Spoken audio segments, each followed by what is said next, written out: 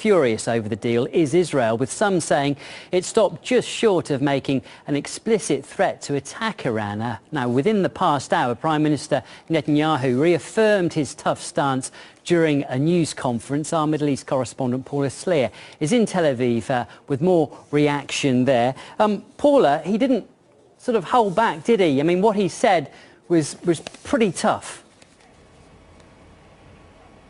No, he certainly did not hold back. What we heard from the Israeli Prime Minister Benjamin Netanyahu in a brief press conference is that Iran is taking cosmetic steps that it could reverse easily. Netanyahu also saying that sanctions that took years to put into place are now being undone.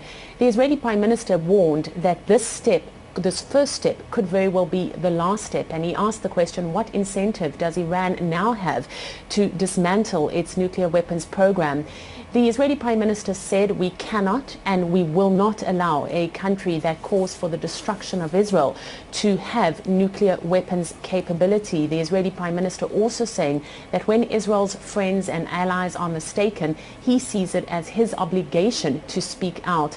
Netanyahu saying that my responsibility first and foremost is to the one and only Jewish state that there is. Netanyahu also saying that Israel is not bound by this agreement, and that is a statement we've heard from the cross spectrum of Israeli political leaders. Netanyahu in fact said that this was not an historic deal, but he called it rather a historic mistake. Now, Israeli ministers have been lining up to lambast this Iranian nuclear deal. The country's foreign minister, Avigdor Lieberman, has said that all options are on the table and that Israel would act independently of the deal that is reached with Iran. Essentially, Jerusalem believes that the deal is marginally better than the first draft, but it is still a bad deal according to the Israelis, and they say it could get worse if the controls that are stipulated in the agreement are not rigorously adhered to. The deal is based, according to the rhetoric that we're hearing coming out of Tel Aviv, on self-delusion. We've heard that it's reminiscent of the bad deal that was reached and signed with North Korea. We've also heard from other ministers that it brings the world closer to a nuclear arms race and that there's no reason for the world to celebrate.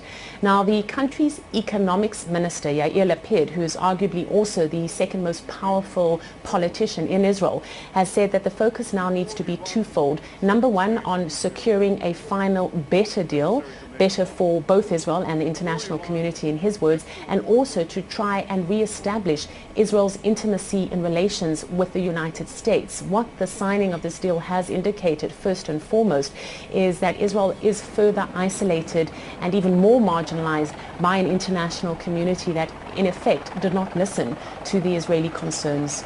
Okay, thank you, Paula. That's RT's Paula Slier.